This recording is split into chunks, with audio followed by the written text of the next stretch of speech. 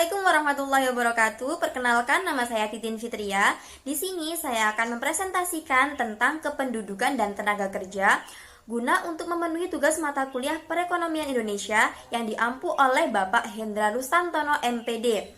Nah, nanti saya tidak sendiri, saya akan ditemani oleh teman saya yaitu Mas Nur Salim.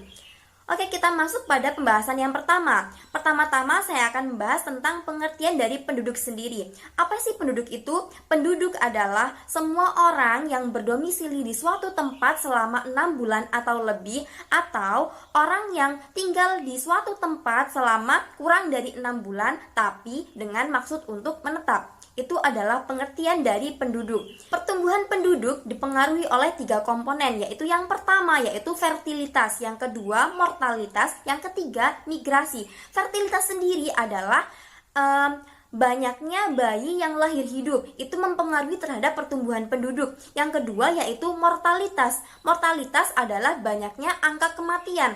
Angka kematian sendiri itu sangat mempengaruhi terhadap pertumbuhan penduduk. Yang ketiga yaitu migrasi. Migrasi adalah faktor dasar yang mempengaruhi terhadap pertumbuhan penduduk. Migrasi adalah perpindahan penduduk dari suatu tempat ke tempat lain dengan maksud untuk menetap. Beberapa faktor yang mendorong terjadinya kependudukan baik secara kuantitatif maupun secara kualitatif, yaitu yang pertama kemajuan iptek. Kemajuan iptek itu sangat mendorong terhadap pertumbuhan penduduk. Yang kedua, kependudukan sendiri terjadi karena adanya beberapa faktor dorongan. Yang pertama yaitu karena adanya kemajuan iptek. Nah, kemajuan ilmu teknologi sendiri itu sangat mempengaruhi terhadap adanya kependudukan. Karena semakin berkembangnya suatu ilmu teknologi, maka akan semakin banyak pula orang yang ingin mendiami suatu daerah tersebut. Terus yang kedua, karena adanya hasrat keinginan manusia untuk mendapatkan kehidupan yang lebih baik lagi dari sebelumnya, baik secara material maupun secara intelektual. Maka orang ingin pindah ke suatu tempat di mana tempat tersebut bisa mengubah kehidupannya dari sebelumnya. Terus yang ketiga yaitu karena adanya kekurangan sumber daya alam atau keterbatasan ataupun faktor-faktor lainnya yang kurang mendukung terhadap kehidupannya, maka orang tersebut ingin pindah ke suatu tempat di mana tempat tersebut bisa mengubah kehidupannya. Selanjutnya kita akan masuk ke dalam pembahasan yang kedua, yaitu tentang peranan penduduk dalam pembangunan ekonomi. Ada 4 aspek yang perlu diperhatikan di negara-negara yang berkembang tentang penduduk. Yang pertama yaitu adanya tingkat perkembangan penduduk yang relatif tinggi. Yang kedua, adanya struktur umur yang tidak favorabel. Yang ketiga, tidak adanya distribusi penduduk yang seimbang. Terus yang terakhir, yang keempat yaitu tidak cukupnya tenaga kerja yang terdidik dan terlatih. Selanjutnya, saya akan membahas tentang aspek penduduk yang pertama, yaitu tentang adanya tingkat perkembangan penduduk yang relatif tinggi. Adanya perkembangan penduduk yang tinggi, tapi jika tidak diimbangi dengan adanya kualitas penduduk yang tinggi juga, itu sangat mempengaruhi terhadap pembangunan ekonomi. Kenapa? Karena jika banyak penduduk yang kualitas penduduknya rendah, itu akan banyak penduduk yang tidak akan mendapatkan pekerjaan dan akan banyak penduduk yang menjadi pengangguran. Dan jika banyak penduduk yang hanya bertindak sebagai konsumen, maka tingkat produktivitas suatu negara itu akan semakin rendah. Maka tingkat pertumbuhan ekonominya itu tidak akan berjalan dengan baik, maka akan semakin rendah pula tingkat perkembangan ekonomi suatu negara tersebut. Aspek penduduk yang kedua yaitu adanya struktur umur yang tidak favorabel. Pada umumnya negara yang berkembang itu menanggung beban penduduk usia muda yang lebih banyak. Penduduk usia muda yang lebih banyak di suatu negara itu tidak menguntungkan terhadap pertumbuhan ekonomi. Kenapa? Karena penduduk usia muda itu hanya bertindak sebagai konsumen, bukan sebagai produsen, dan hal itu tidak menguntungkan untuk pertumbuhan ekonomi suatu negara. Aspek penduduk yang ketiga yaitu tidak adanya distribusi penduduk yang seimbang. Aspek penduduk yang ketiga yaitu tidak adanya distribusi penduduk yang seimbang. Pada umumnya ini terjadi karena adanya urbanisasi dari penduduk desa ke kota. Ini terjadi karena adanya perbedaan tingkat upah dari desa dan kota. Para tenaga kerja di desa pindah ke kota karena ingin mendapatkan pekerjaan yang lebih baik dan mendapatkan tingkat upah yang lebih baik daripada desa. Dan hal ini belum tentu menguntungkan bagi pertumbuhan ekonomi, karena pada umumnya orang yang pindah ke kota itu belum tentu karena sudah mendapatkan pekerjaan, karena mereka pindah ke kota itu sambil masih mencari pekerjaan, dan ini bisa menambah jumlah pengangguran di perkotaan, dan ini bisa mengakibatkan adanya penumpukan penduduk di sana. Aspek penduduk yang keempat yaitu tidak cukupnya tenaga kerja yang terdidik dan terlatih. Seperti sudah saya jelaskan sebelumnya, bahwa jika tingkat pertumbuhan penduduk semakin tinggi tapi jika tidak diimbangi dengan kualitas penduduk yang tinggi juga, itu tidak akan mempengaruhi terhadap pertumbuhan ekonomi. Kenapa? Karena jika semua penduduknya hanya sebagai pengangguran, hanya sebagai konsumen, itu tidak akan mempengaruhi pertumbuhan ekonomi. Maka mereka itu hanya bertindak sebagai penghalang pertumbuhan ekonomi. Selanjutnya kita akan masuk pada pembahasan yang ketiga, yaitu tentang pengertian ketenagakerjaan. Menurut Undang-Undang Nomor 13 Tahun 2003, Bab 1 Pasal 1 Ayat 2 disebutkan bahwa tenaga kerja adalah semua orang yang mampu melakukan pekerjaan, baik untuk menghasilkan barang atau jasa, untuk memenuhi kebutuhannya sendiri ataupun untuk memenuhi kebutuhan orang lain ataupun masyarakat. Konsep pemilihan penduduk itu dibagi menjadi dua, yaitu pemilihan penduduk berdasarkan pendekatan angkatan kerja dan berdasarkan pendekatan pemanfaatan tenaga kerja. Yang pertama yang akan saya bahas dulu yaitu tentang pemilihan penduduk berdasarkan pendekatan angkatan kerja. Ini dibagi menjadi dua, yaitu tenaga kerja dan bukan tenaga kerja. Tenaga kerja itu dibagi menjadi tiga bagian. Yang pertama yaitu tenaga kerja, yaitu orang-orang yang berusia lebih dari 10 tahun. Terus yang kedua yaitu angkatan kerja, yaitu tenaga kerja atau penduduk dalam usia kerja yang sedang bekerja atau mempunyai pekerjaan namun untuk sementara sedang tidak bekerja. Dan orang-orang yang mencari pekerjaan itu disebut sebagai angkatan kerja. Terus yang ketiga yaitu bukan angkatan kerja, yaitu tenaga kerja atau penduduk dalam usia kerja yang tidak bekerja, tidak mempunyai pekerjaan dan sedang tidak mencari pekerjaan.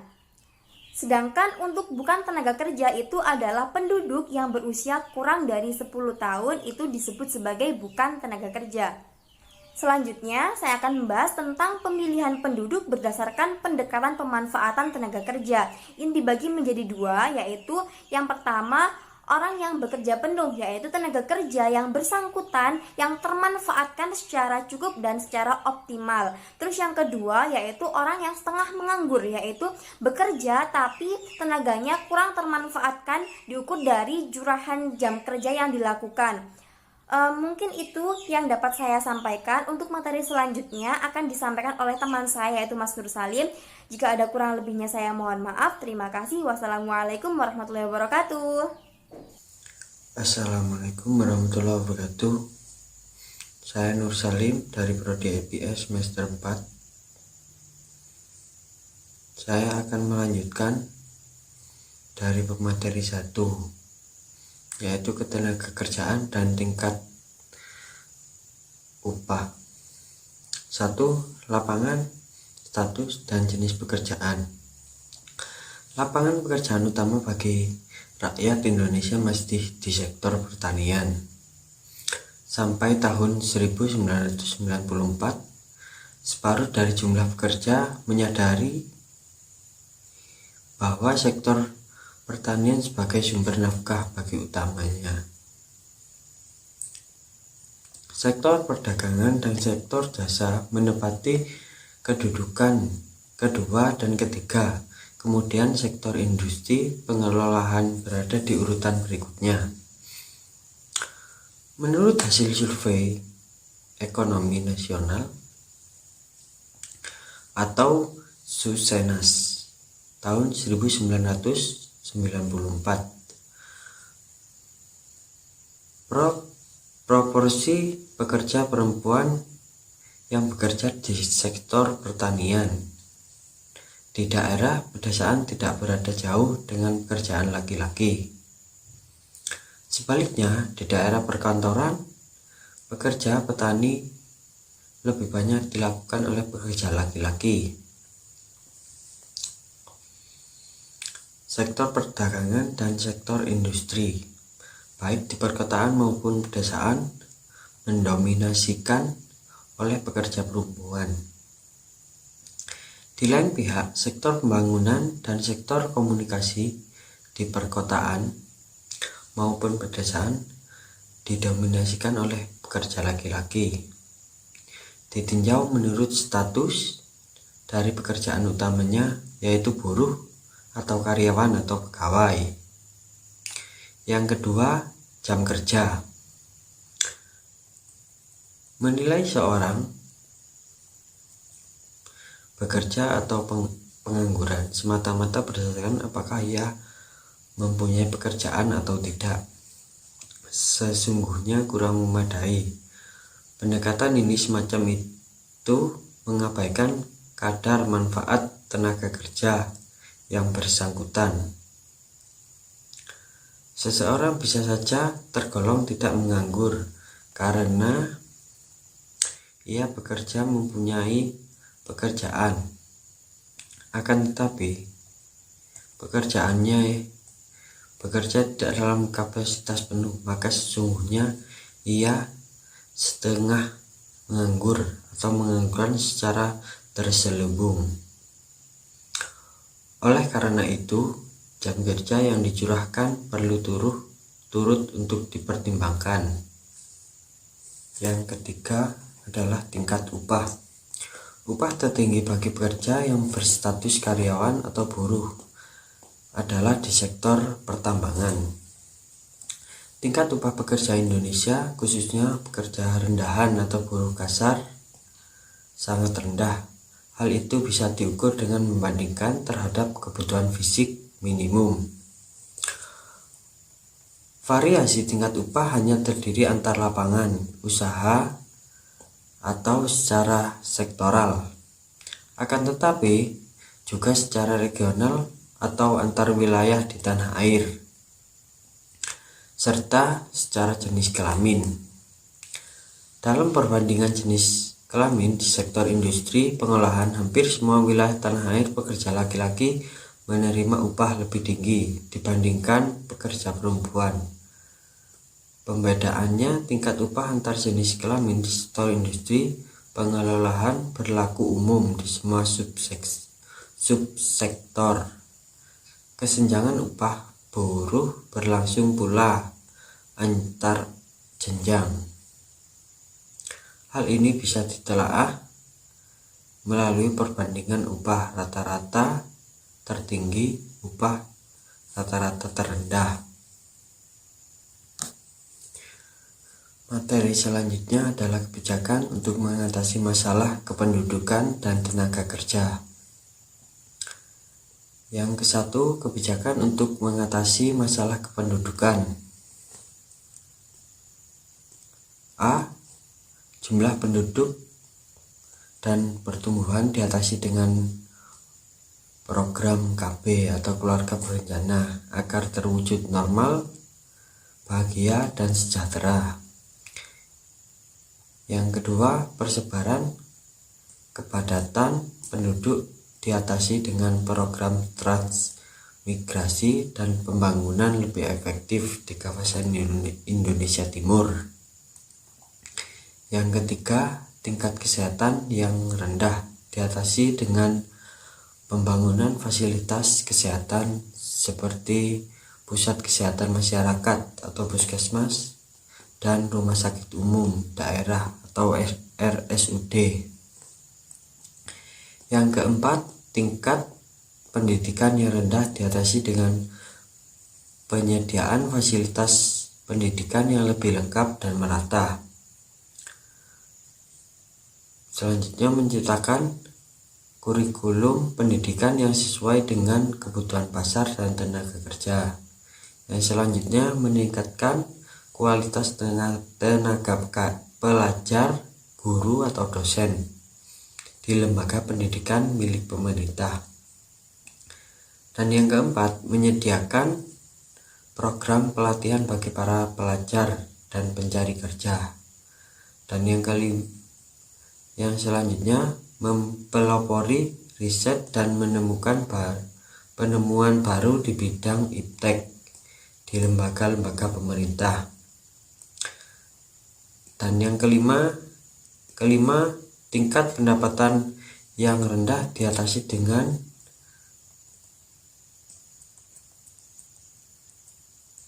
penciptaan perangkat hukum yang menjamin tumbuh dan berkembangnya usaha atau investasi baik di PMDN atau PMA, dan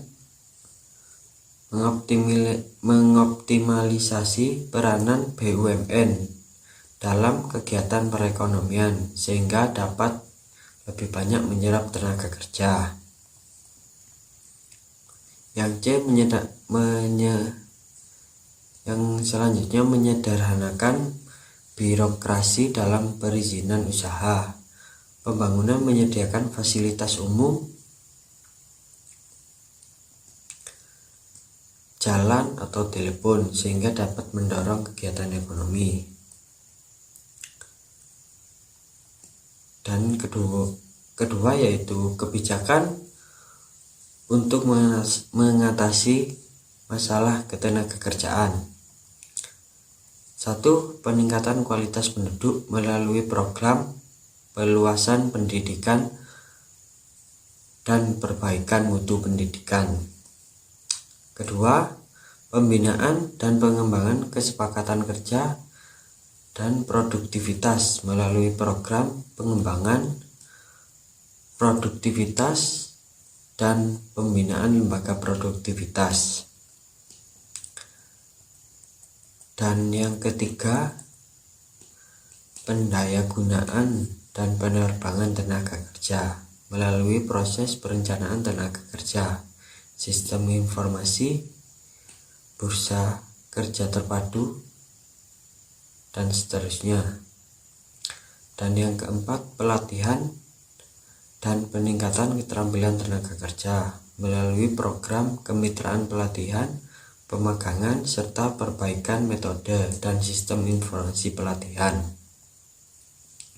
Dan yang kelima, pembinaan hubungan industrial dan perlindungan tenaga kerja.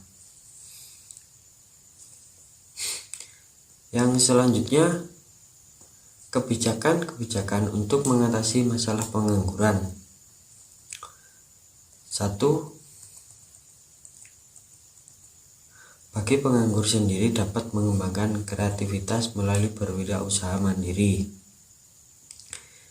Kedua, mengembangkan sekolah yang mengarah kepada peningkatan kecakapan hidup seperti SMK. Ketiga, pengembangan program kerjasama dengan luar negeri dalam memanfaatkan tenaga kerja Indonesia atau TKI. Keempat, pengembangan sektor informal seperti home industry. Yang kelima, pengembangan program transmigrasi untuk menyerap tenaga kerja sektor agraris dan sektor informal lainnya di wilayah tertentu. Dan yang keenam, perluasan kesempatan kerja, misalnya melalui pembukaan industri padat karya di wilayah yang banyak mengalami pengangguran.